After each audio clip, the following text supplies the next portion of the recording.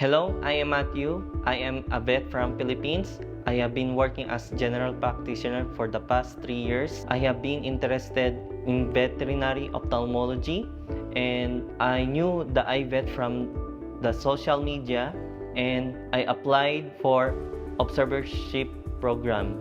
The culture and the people here in the Pune, India are very welcoming and they are very friendly people. I like the food and the places here.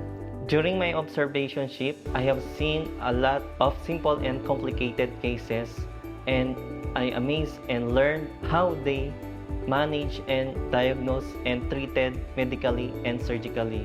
Thank you the iVet team and staff for a wonderful experience and for this opportunity. Especially to Dr. Kasturi. Thank you and maraming salamat po.